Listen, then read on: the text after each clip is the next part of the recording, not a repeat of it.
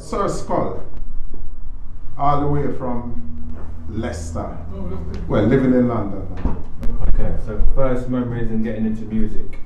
Yeah, in Jamaica, living with my grandparents. 1964, somewhere around there, 65, they had a gramophone, and every Friday there was some, people around who would come to the house in the, at the front, and my parents would teach me how, because the gramophone head was like that, with a small needle, and they would teach me how to put it onto the record, and it was blues record them days, the R&B and stuff. There was no reggae them days, more or less. And they teach me how to put it on, so people would come every Friday and listen to us play music, because we was more or less the only person who have a gramophone in that area. There was no jukebox or nothing like that in that area. Background noises. Yeah, I can hear that.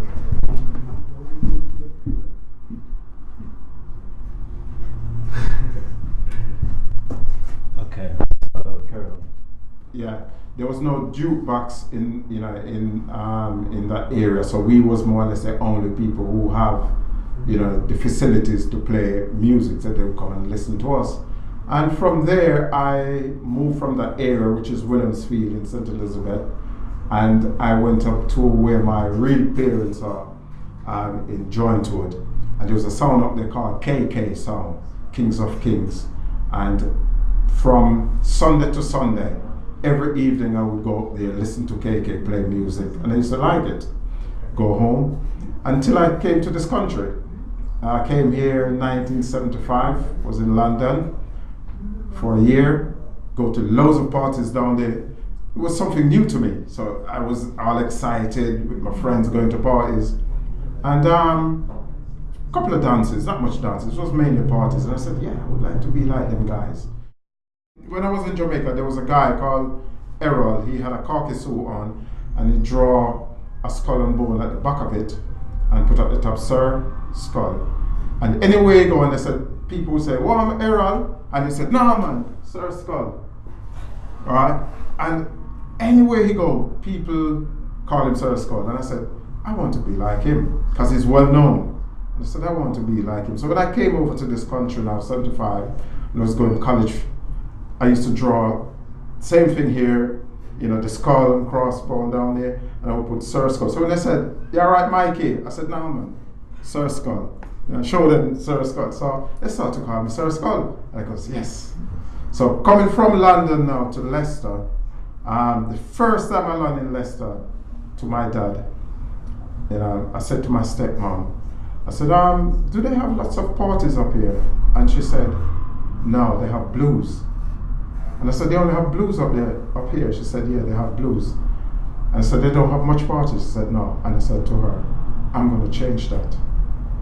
Right? Had no speakers, no nothing. Got myself a job, and I went on Green Lane Road, there was a second-hand shop down there, bought a 50-watt valve amp, went on Melton Road, and I bought myself 2 small boxes, it was about that high, 2 small boxes. Had it in my bedroom. That was the start of the sound system. What year was that? That was 1976. 1976. Very hot, yeah, the heat wave was in August. I came up, that heat wave. And this maybe about 2 months after, about the amps and whatever.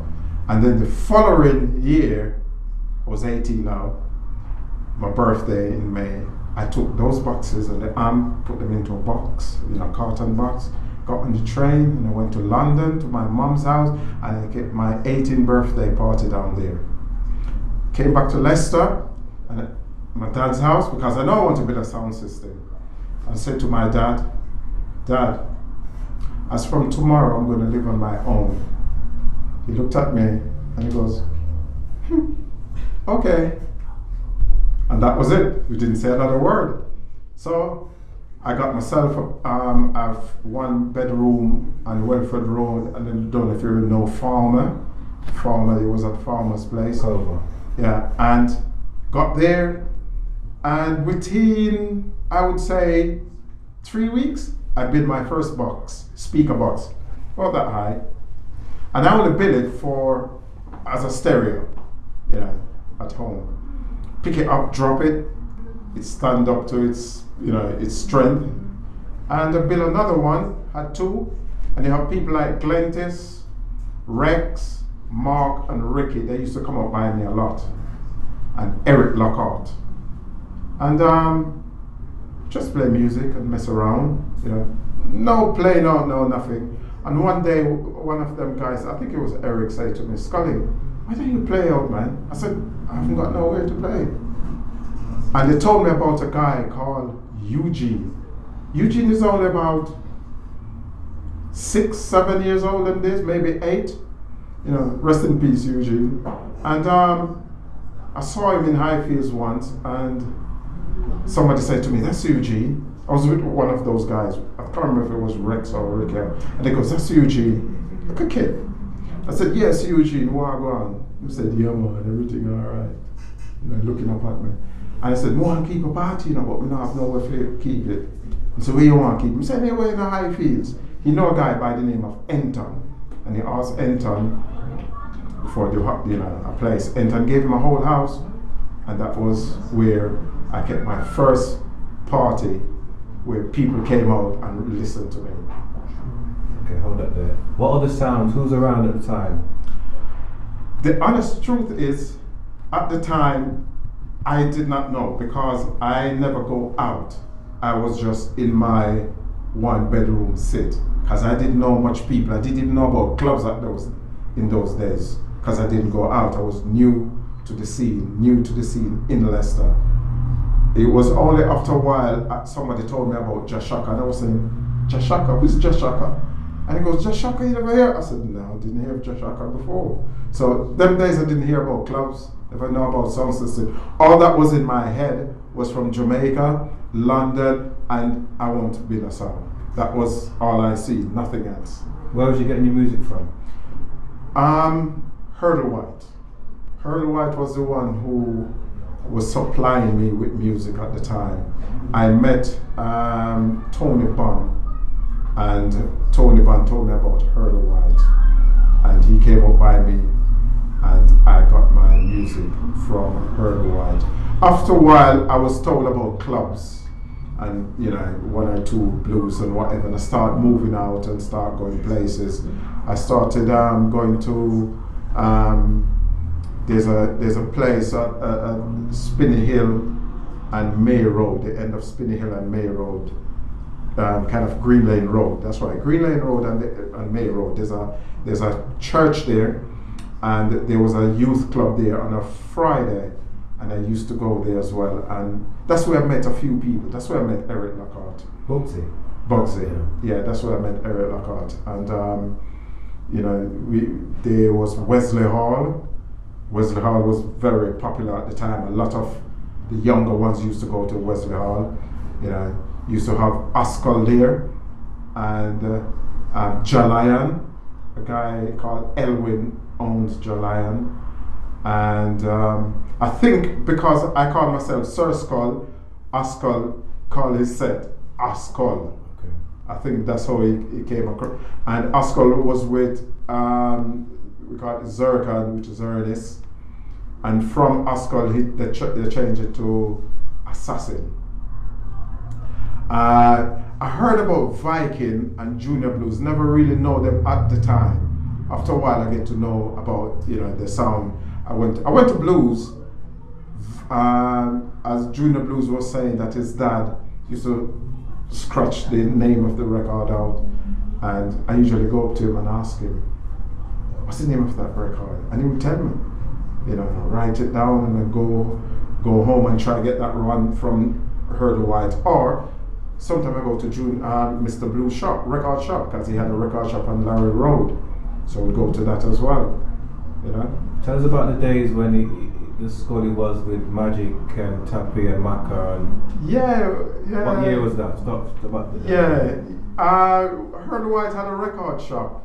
I think it was about maybe 78, 79. And that's how I kind of get to know Maka, Tappy, and Utis because of the record shop. First guy who joined my sound was Trevor Hines, and then you had Trevor Muir after that, because Trevor Hines left the sound, and you had Trevor Muir. And when Trevor Muir joined the sound, we was playing out regular, and that was about 1980, and Tappy, Maka, and Uti was going to the record shop, as I said, and they was going to build a song, and I think they was going to call it Love Attraction. You had 3 sound system, which was Jatobes, Quaker City, and Sir Coxon. And what I did, I took a style each from each sound and did my own thing, which Jatobes, it was the mixing. So I took the mixing from Jatobes. Coxon, he used to play the round beat, used to play like the Lovers Rock, the Dennis Brown, and the Gregory Isaac. So I was playing that kind of style. And then you have Quaker City, he used to play more of the Rastaman sound, the roots and culture stuff, and he was a downbeat sound. So I took all those 3 styles and made my own style, the Sir Skull style. So I was more versatile in doing things. With the Lovers Rock, the Rastaman sound, the roots and culture sound, and with the mixing. And in there I put the soca in there as well, with the soul and stuff like that, because the guys in Maka, Tappy, and Uti, especially Uti, he liked his soul. So he bought the sound and bought the soul, and we was very versatile in playing the music, and people like it. You know what I'm saying? People really like the music. So we could play for anybody. We could play the Lovers Rock, we could play the parties. When it comes to the parties, we rule the party. Were you just playing in Leicester, or were you going further? When we was playing a lot in Leicester, but we play in London, we play in Wellingborough, we played in Market Harbour, we played in Northampton as well, and Nottingham. Derby, we played in Derby, but we was mainly playing in Leicester. We didn't play much in Birmingham. Maybe a couple of times we played in Birmingham, and And how long did you lot work together for? Well, UT left the sound maybe 85, 84, 85. He left the sound, so it was just me, Maka, and Tappy. Then Maka, he left the sound maybe 87, and Tappy was with me until roughly about 89. And during then, say about 1986, 87, things was changing, because from 83, after 83, Sir Skull sound wasn't as popular.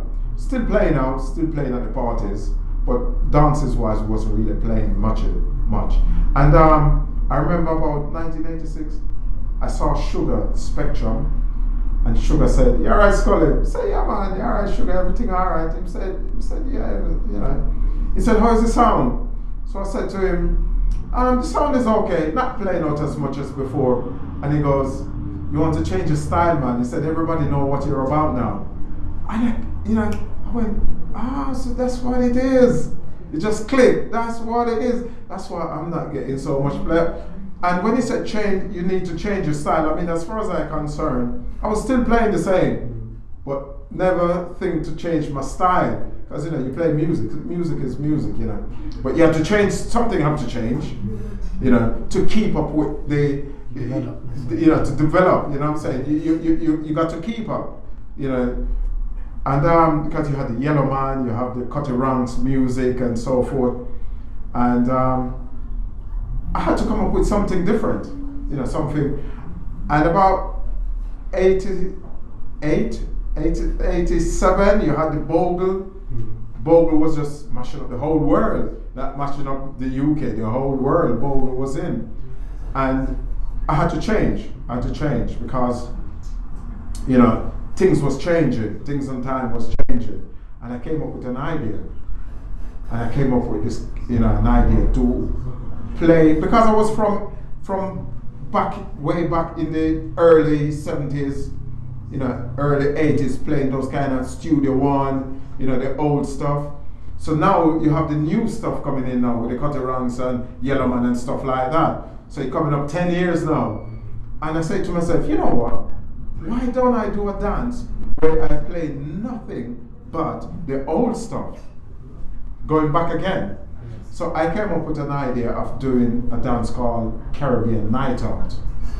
Was that your first promotion, or you've been doing? I've been doing promotion before that, because I did before that I used to do a lot of competition, because I was always for entertainment, not just playing music.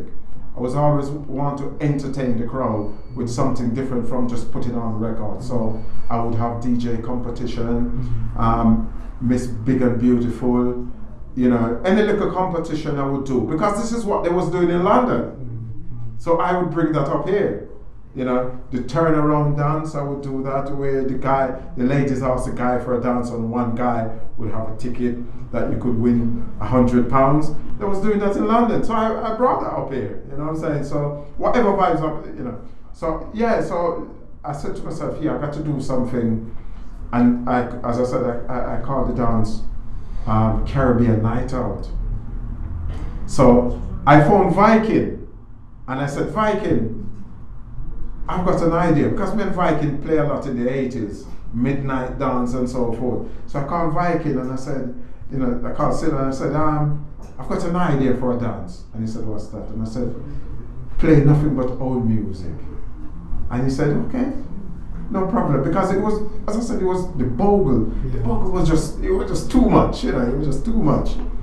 And I did the dance, and it was at Highfield Community Center. And it was okay. It wasn't a lot of people. The place was half full. It was okay. Then the following year, this, you know, as I said, this was 89, and the following year, which is 1990, now all the guys that must have left. Maka, Tapi, and Uti, they was not with me anymore there. So 1990, I invite Uti and Tapi on the next promotion. Now I call it Revival Night Out. So I changed it from Caribbean Night Out to Revival Night Out. And I invite them to the dance, and I book them, and they came. Listen, that dance at Luca was absolutely packed, and it was wicked, because this is like the circle coming back together again. Yeah. The original team, you know, just that Maka wasn't there. And maybe he was at the dance, I can't remember exactly, but maybe he was at the dance. And it was a brilliant night, and I had a Revival Night Out every year until 2000. Now, saying that, I usually get DJs from different parts of the country to come and play on the Revival Night Out. And about 1992, 93, maybe 92, Ridley E from Nottingham, he played at my dance, and Ridley E phoned me up and said, Skully, I want to do a revival dance in Nottingham. Nowhere else had held a revival, nowhere else. It was only me doing the revival dance, because as I said, Bogle, you know. So Ridley E phoned me up and said, Skully, I want to do a revival dance in Nottingham. I said, Ridley E, put it on. He didn't get me to play, you know, he didn't get me to play. I was a little bit upset, but you know, I didn't say nothing to him. I said, put it on. He put it on at the Marcus Garvey Centre. The following day, Ridley E phoned me up. He said, Skully, I had over 1,000 people at the dance. He said, listen, the dance was wicked. I said, I told you. Then, the same year, Countryman from Birmingham phoned me up, because he played at my revival dance, and he'd been telling people in Birmingham, because in Birmingham people come to my revival dance, and Countryman phoned me up and said, Skully, I've been telling this promoter about the revival dance, and he wanted to put it on. And I said to him, tell him to put it on. He put it on at the Albert Hall over there. The next day, Countryman phoned me up and said, Skully, we didn't have room to put the people. That was the first revival dance in Birmingham.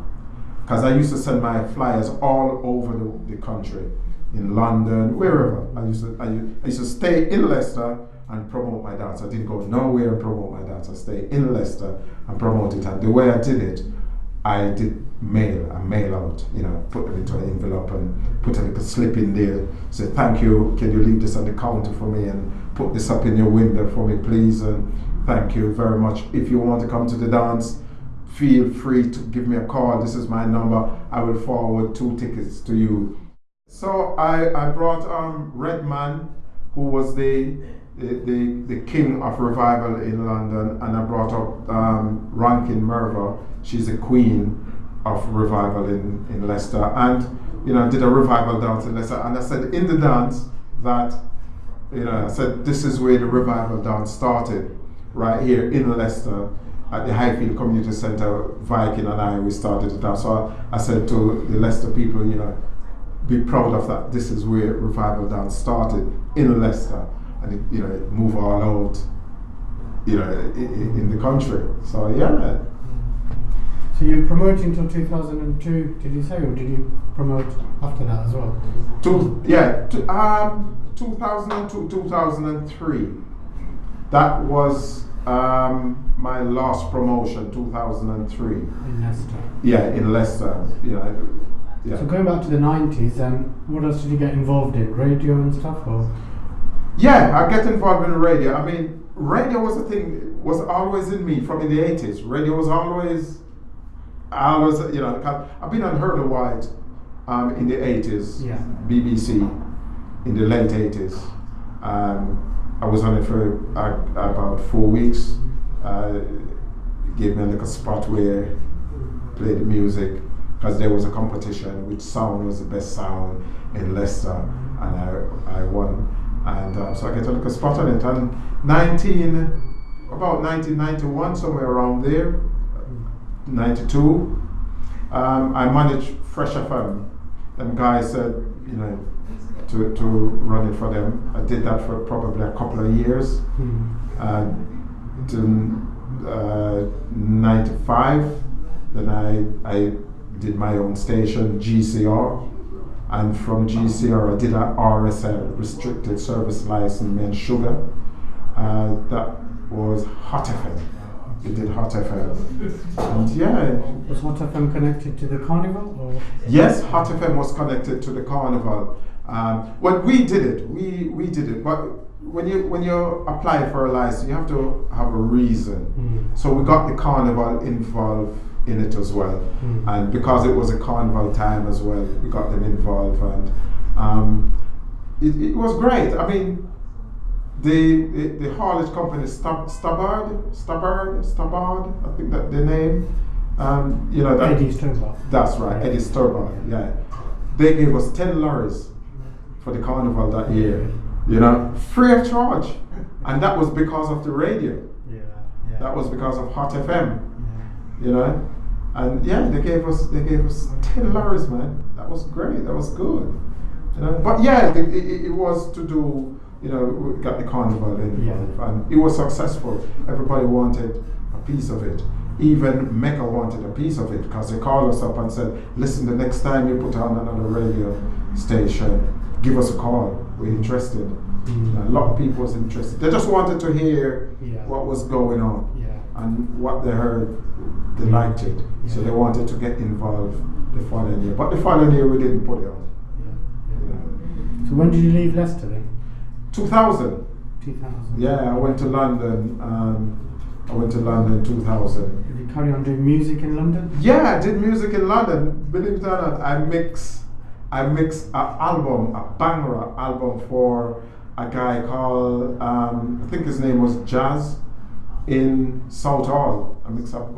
He sold 5,000 albums. I said, wow, 5,000 albums. And I remember when I took it to him and he was playing it, people was passing by and stopped and they was listening. And he goes, "Can I have that track, please?" And he never said, "No, it's not released yet. It's not released yet." And it was good. It was really good. Anything else you've been doing in London since? Music-wise, I've been playing down there, because music change and things change, Yeah. So you've got the laptop nowadays, MP3, from record to CD now is MP3. So you go around with my laptop, and I like it. I like my going around with the laptop. I remember I used to struggle with the records. You just have your laptop now. You know what I'm saying? So that's what I do. I don't do much, playing out in London because I just try to get away from that. I do the radio down there. I'm DJ on the radio down there. Yeah. So I don't do much. I went to college. I'm a plumber now.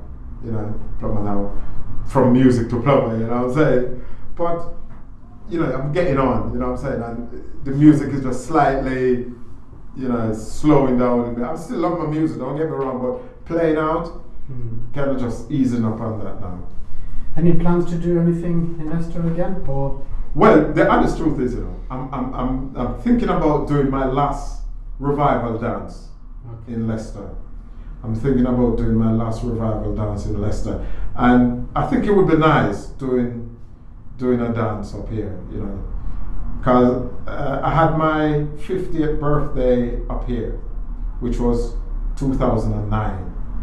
I had my 50th birthday up here, and it was pretty good. Yeah. So I said to myself, I'm going to have my 60th up here, but don't know about that. I might just, I don't know about that. But I'm thinking about having a revival dance up here, just to have a last revival dance. I said, this is the last revival dance. I start it, I finish it. So watch this space. Well, you just don't know, you know what I'm saying? You just don't know. Yeah. Watch this space. Anything else you may have forgotten? Any key things? Any good memories? Any stories? Well, yeah, I there's midnight dance was something to remember. The midnight dance when Viking, it was a Sunray club who used to keep those dances, and Viking was he was a part of the Sunray, and I played there 1983. I played there, and I think I played 84 as well, 83 and 84. Maybe I played twice in 83, but that is a good memory. That is. What was that? It started at midnight, did it? Yeah, it started 12:05. Okay. That was the time the doors opened, 12:05, and it finishes at 6:00 in the morning, and it's bank holiday. So all the bank holidays in that year, you would have a midnight dance. Yeah. And those it was great dances. Those dances, brilliant dances. That was in the 70s and the 80s. I think it finished. I think the last one was probably 84, 19. Yeah, about 1984 was the last one. And there's many dances, so many dances. You used to have. I used to do as I said, I used to do the revival dance. I used to do the DJ competition. That was a good dance. I used to do at Luca. Used to play at Spectrum, the community center. There was a place on Welford Road. I think it was the TA Center. I played at King of Clubs. It was Bailey's, and they changed it to King of Clubs. And Mr. Kaiser's. Yeah. And I think it could have been Kaiser's when I played there, when Johnny Osborne was supposed to be there, Maxi Priest as well. Yeah. He turned up, but Johnny Osborne didn't turn up. And somebody pulled my box down because I was angry. And they went crazy that night, just because Johnny Osborne didn't turn up. Scamps was a club as well we used to go to. Tiffany's. There's a few more clubs. I can't remember some of them right now. Were you getting a lot of reggae in these clubs? Or? Yeah, they would play reggae, but obviously commercial reggae. They would play the commercial stuff like the Bob Marley, and stuff like that. Play one or two Gregory Isaac, and they would play Dennis Brown as well. But any reggae that goes on television, they would play it. These clubs was really good, and a lot of time you will get in free. because just to get people in, what the clubs would do during the week, they would give away tickets. You know, you would get a bunch of tickets like that, and they give it to certain people, so you could give it because they know they could trust you to give it to the right, you know, people, and you could come in free, but obviously you pay double for the drinks. And weekend now you have to pay to get in, and that's how they was doing it, you know. And the clubs was really good. Yeah, George was a pub, but that was good. Next to Bailey's. Bailey's was the club to be at. You know, big acts there. Big Axe was there in the 80s, and people from all over the country used to go to that club. Used to see coach after coach parked up outside, you know, and you have to, if you don't fit the age group, you're not gonna get in. But if you know the bouncers, and if you don't fit the age group, you might be that age but you don't look it, they will let you in. Yeah, and a bad experience. Bad experience. Well, there's one.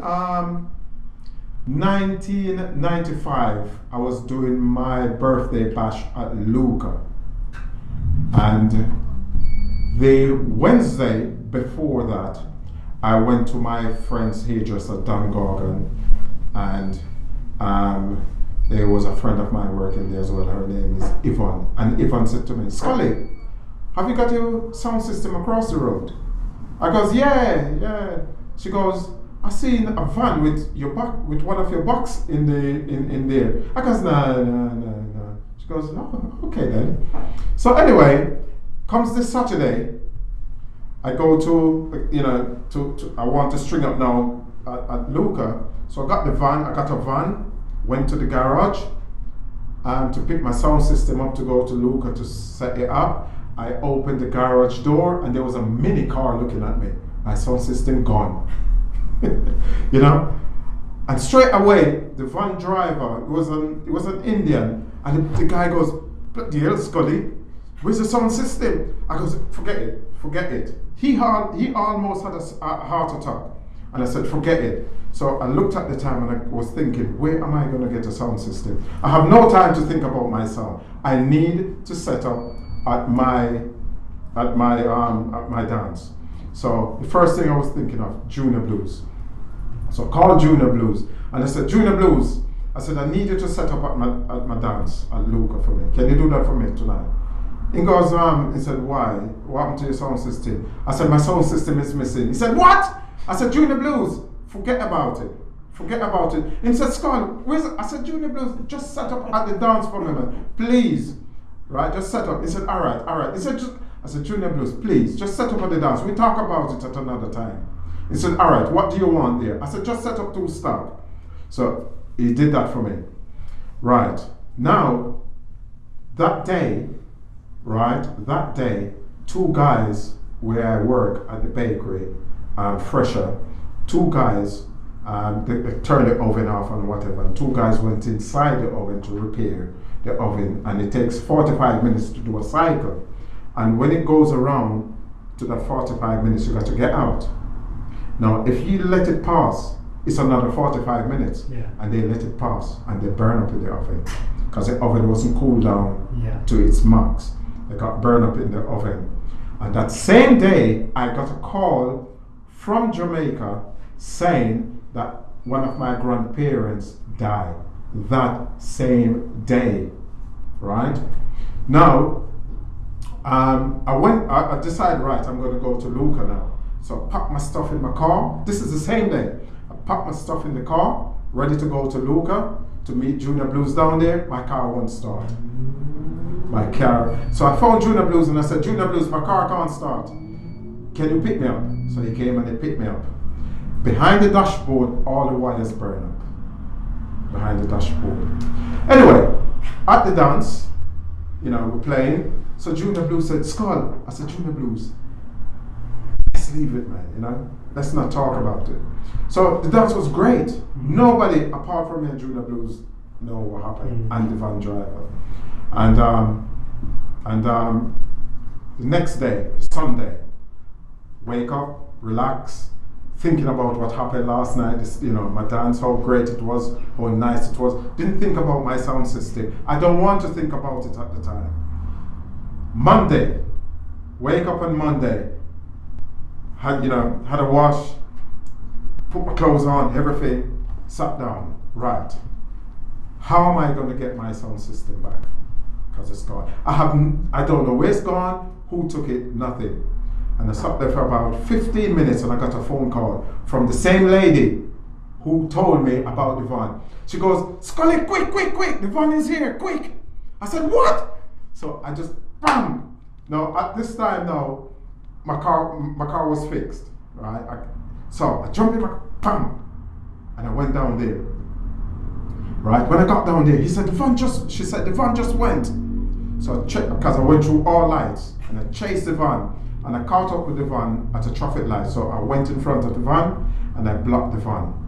So I went to the van driver, and I told him to wind his window down. He locked the door, wouldn't wind his window down. Started to blow the horn, burn, alarm, everything is going up. People are looking around, blocking up the road because it's a narrow road. And I said, look, I need my sound system back. Where's my sound? Didn't answer me. So he was calling the police. And there was a guy who was passing by, and the guy was asking me, what happened? And I told him, and he said to me, don't move your car. And car drivers was passing by. They was asking me what, because it's lots of cars, you can't get back. And they was asking me what, and I said, this guy, he's got my equipment, over £4,000 of my equipment, and I want it back. They said, don't move your car, right? And they're in the queue and they can't go anywhere. They're going, but very slowly. And they're telling me, don't move my car. So anyway, the guy said to me, who was with me, he said to me, call the police. Because I'm sure he called the police. So I called the police. Police came down and they asked me what happened. They asked the driver what happened. And we moved, we park at a safe place so everybody could get by. And the police asking me, what did he take? I explained to him and whatever. So he went to the driver, the police went to the driver said he hasn't got the sound. He dropped it off at the scrapyard. So that guy who was with me all this time, he know the scrapyard people. So he said, hold on, let me make a phone call. So he called the scrapyard people and he said, did a sound system drop off there? He said, no. He said to me, he didn't do it. So I told the police, I said, no, he did not do it. So the police go back to the guy and said, look, then he needs his sound system. Just give him back his sound system. So the police came back to me and said to me, if you get your sound system, will you forget it? Will you forget everything else? I said, of course, I just need my sound system. So he said, all right, I will go back to him and I'm going to say to him, if anything happened to him, because he can't protect him, the police can't protect him, so if anything happened to him, there's nothing the police can do. So if I were you, this is what the police is saying to me, he's going to say to him. So the police went back to him and he said, look, these guys, I don't know who they are, they could do anything to you, and if they do anything to you, we can't do nothing until it's done. So you better give him back his sound system. Police came back to me and he winked at me and he goes, you'll get your sound system back. He said, you'll get it back. So in the end, the guy admit that he's got it in his garage. So he said, the police came back to me and he said to me, Michael, he's going to give you his number. No, he's going to take my number and he's going to call you. And when he calls you, you can sort it out. So he did. He called me and he said, come at this address. I went to that address with a van, with the same guy who came to pick us up. And we went there, knock on the address, no one. Nobody. And we had to go away. And the next day we came back and knock on that address again, no one. And there was a few garages around. So I decided I need my sound system back. So I go and I start to try and lift the garage up. Nothing. And I went to that one, open. And when I left it up, my sound system was there. And I just run to the sound system and hug it. And I go, sound system!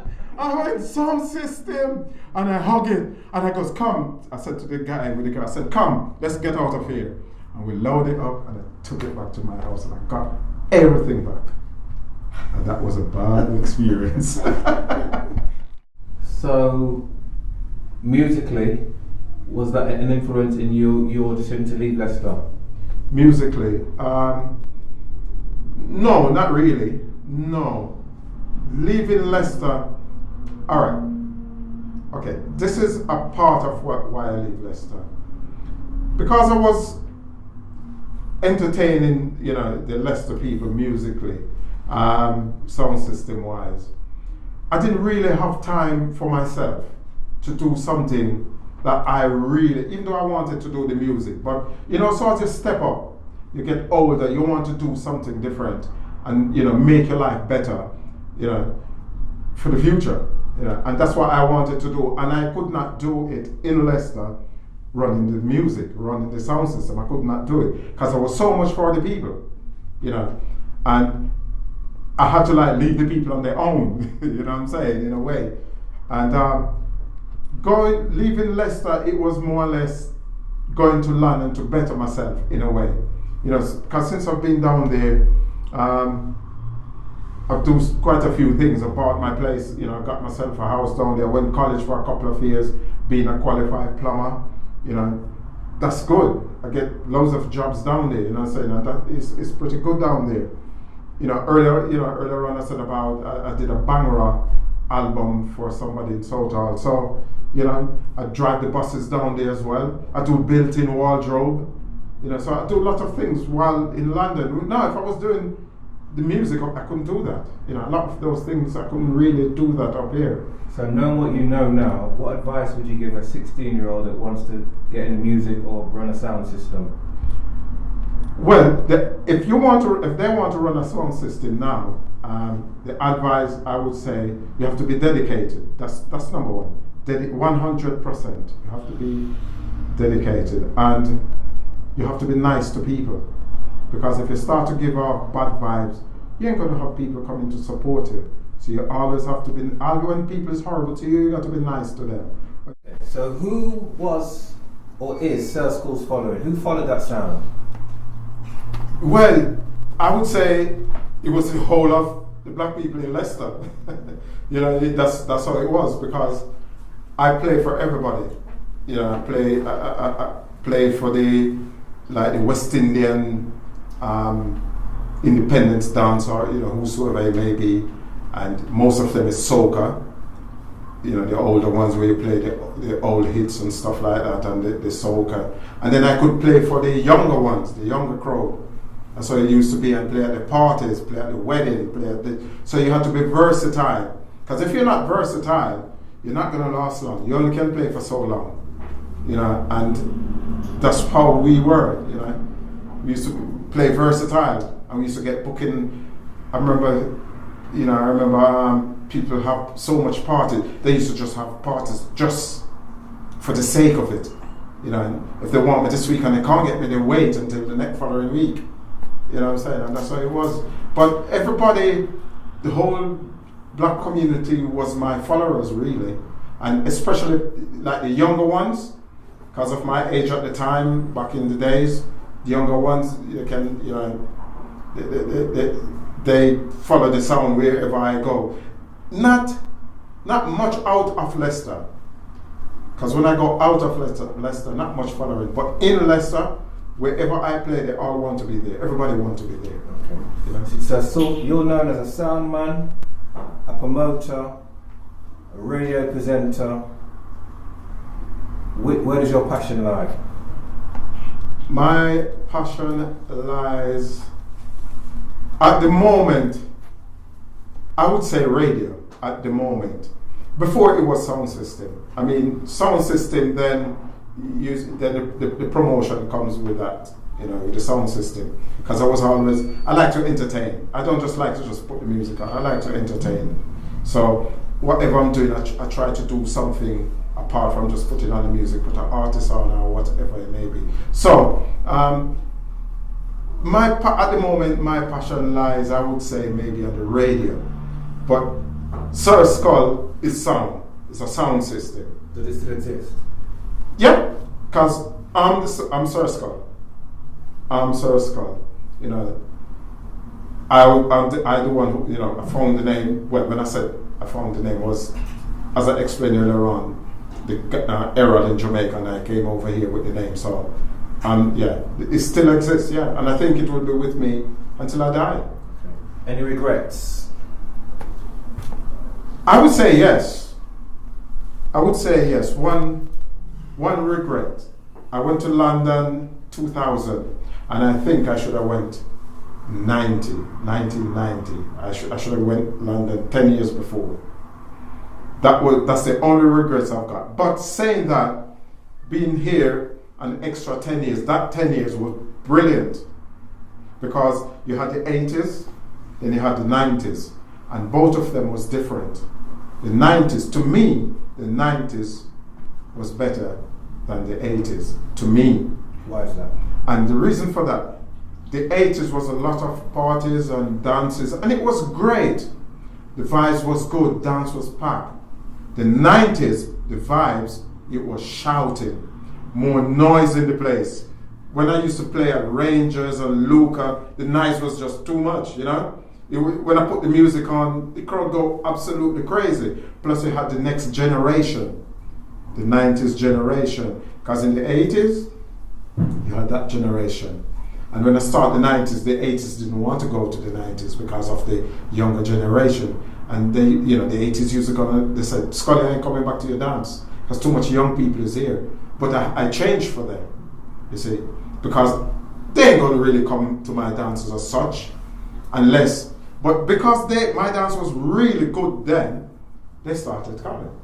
And because it's their daughters and the sons, and they grow up, the moms start to come to the dance, so it's daughters and sons, daughters and mothers and daughters and fathers and so forth. So the 90s to me, I love the 90s to the max, because the vibes was just electric for me. You know, it was really good, and a lot of dances I put on in the 90s that I really like, that wasn't there in the 80s. So, you know, even though I stay here an extra 10 years, it was really, really good. Did the dancehall change your what you do as a sound man? Yeah, it changed me a bit. Yeah, it changed me a bit. I would say that because with it sent me onto the radio thing, you know, because you have more experience to do things, you know, and even to do the promotion as well. I mean, in London now, at my workplace, they do like a Christmas party and stuff like that, about 3 for the year, and they're asking me, but I don't want to go back into that, you know. And I could just do it just like that. And sometimes I look back at it and I think to myself, how did I do that? How? You know, all these different things that I was doing. But yeah, it changed me. It changed me, you know, into a better person. So where do you see yourself being in 5 years in terms of music? In terms of music in 5 years, I would say on the downhill. And that's what I want. You know, that's what I want, because I've been doing it for years. I've been doing it from I was a little, you know, toddler, really, you could say. 4, 5, 6. I've been playing music, and then coming to Leicester from in the 70s. I've been playing, you know, 77 all the way to 2000, non-stop all the way. And from 2000, every now and then I would play. You know, you get it on. You know what I'm saying? And as far as I'm concerned, I've been there, I've done it. Let somebody else do something. So who are you going to pass the baton on to? Well, I don't have anyone to pass it on to, but saying that, a lot of people, well, I wouldn't say a lot of people, there's a few DJs in Leicester who like the way I play, who is doing what I'm doing now, and playing my style as well. So the baton has been already passed on, even from when I was here, because just the way that I play, people like it. You know, other sound guys are people who probably I influence them, and they're doing it right now. Because sometimes when I come back up here, I hear people saying to me, such and such a person is playing, and he's trying to play like you, and that person should play like you, and you know, you just hear it. But you know, people is going to talk, isn't it? People is going to say what they want. What's got a sound that clash of the sounds? Oh yeah, that was my thing. That was my thing. Clashing of the sounds. No, we didn't. Okay. No. So tell us about some of your sound clashes. Yeah, that clashing was my thing. That's what I grew up on. You know, in the 80s, a clash sound. I mean, I remember some song, man. I remember playing Massigan from Birmingham, in Luca. And Massigan, they like to turn, they don't have a round bass. They like to play their bass distorted, and that's just their style. And they would turn their bass up to the full. It's really and that would, and this was in Luca. And I really give them a good beating in Luca. But they changed the sound to Radix. And late 80s, we played in the workshop. And I have to say, they gave me a good beating. So it was revenge time, but they came back as a different sound. And they brought over, must be about 400 or 500 Birmingham people with them. That was the only way to defeat me. Even though I had my crowd here, but they brought over the Birmingham people they were slightly aggressive that night as well. So, we just back and said, all right, carry on. We beat you in the first round. All right, you want to beat me now? Cool, fair enough. Have a go. Which they did, and I would say, yeah, they beat. Okay.